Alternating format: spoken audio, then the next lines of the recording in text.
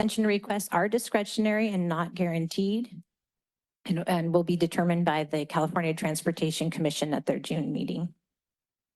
Next slide, please.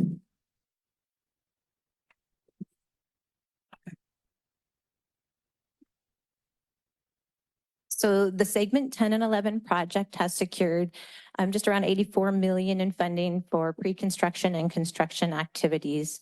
And as reported at the County Board of Supervisors meeting in March, recent cost estimates show an increase in the cost of right-of-way and construction, which increases the total project cost to around 112 million. The construction cost increase are a combination of industry-wide escalation using number from recent Highway 1 project bids, as well as the addition of a viaduct in New Brighton State Park. Based on recent bids received for the Coastal Rail Trail Segment 5 project, this bidding environment may be changing, but the County of Santa Cruz continues to assume a 5% escalation rate to the mid-year of construction. The increase in cost of right-of-way is associated with having more information about the potential mitigation costs, which are paid for out of the right-of-way budget line item. Based on these costs at approximately 30% design, that's where the project design is now, there's a funding gap of $27 to $28 million.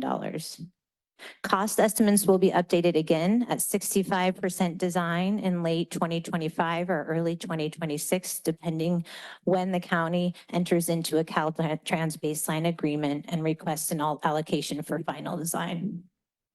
In the meantime, County of Santa Cruz, in coordination with project partners, will seek opportunities to reduce these project costs and to increase project funding. Next slide, please.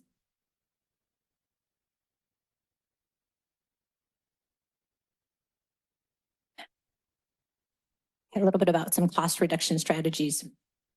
So one cost reduction strategy that's being applied to all of the trail segments under development involves value engineering, which is a review of key design challenges and potential modifications to design or materials. The value engineering assessment is already getting underway and is being led by the Regional Transportation Commission. We expect to have a meeting in early May so that we can help to identify some of these cost reduction strategies sooner than later and inform the segments 8 through 11 project, actually 8 through 12 project design. Other cost reduction strategies include minimizing railroad track relocation costs, which are estimated at about 8 or 9 million of the project costs for segments 10 and 11. The project could minimize the cost of railroad track relocation by working with a railroad operator to transfer the railroad track relocation to them, or through rail banking, which would allow the railroad tracks not to be reconstructed or constructed as part of a future project.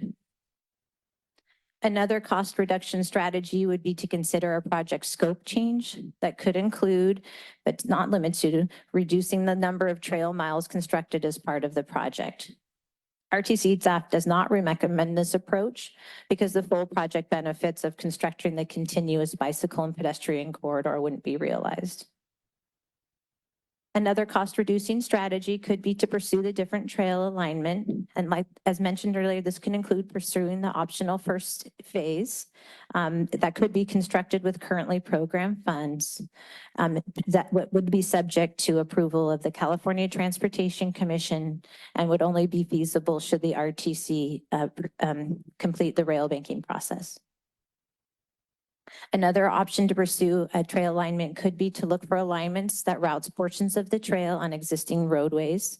But note this is not consistent with the vision of the Monterey Bay Sanctuary Scenic Trail Master Plan.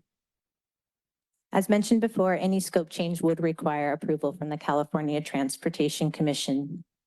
Yes, the California Transportation Commission.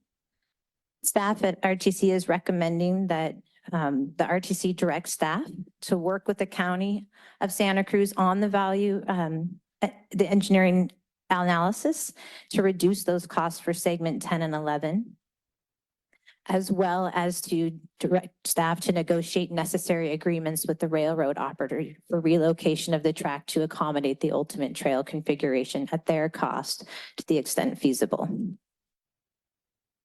Next slide, please.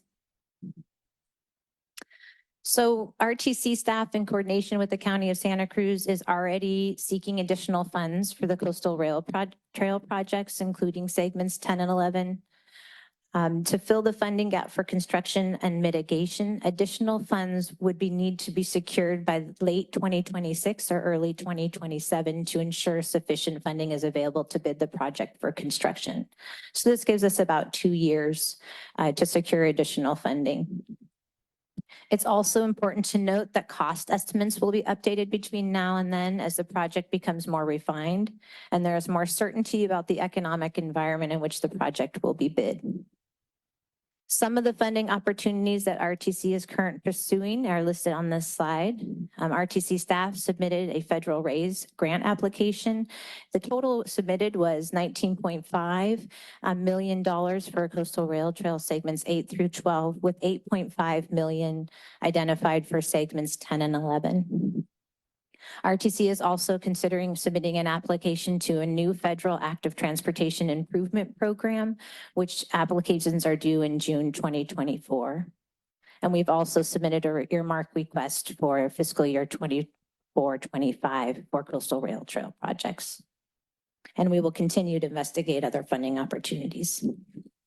While some grant programs do contribute to cost increases, the state active transportation program does not. Other local funding sources that the Commission could consider utilizing to fill the funding gap include the Measure D active transportation category, which I'll discuss more later in this presentation. State transportation improvement funds that are allocated to the RTC. The last round, RTC received about $8.6 million to cover a 2-year period. Regional surface transportation funds, which RTC is in the amount of about $3 million per year. These state and federal funds are often distributed to local jurisdictions, but RTC could elect to program these funds to projects with regional benefits, such as coastal rail trail segments 10 and 11. Another item that I think is important to note is the importance of meeting project delivery and funding commitments after being awarded state and federal funds. Having a good track record for project delivery is very important when you return to a funding source and ask for a new project. They will look at your past history and ability to deliver projects on time.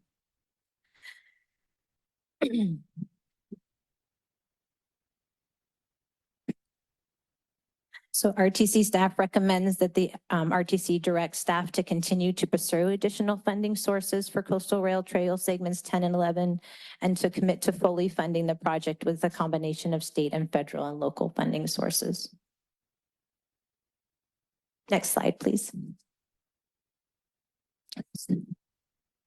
So with project funding, delivery risks, cost reduction and funding strategies in mind, the County of Santa Cruz could reconsider approval of the ultimate trail configuration and authorize their staff to enter into a Caltrans baseline agreement.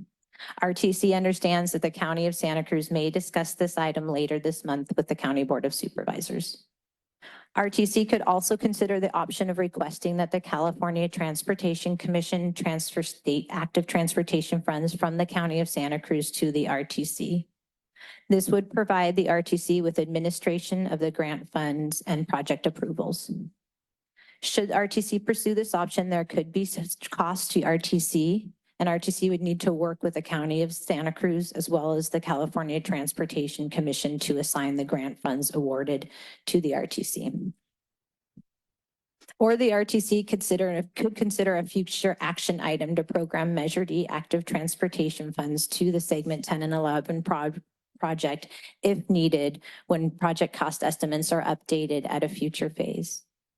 So now I'm going to move into a discussion of the capacity of the Measure D active transportation category funds for the RTC's consideration of funding future trail segments.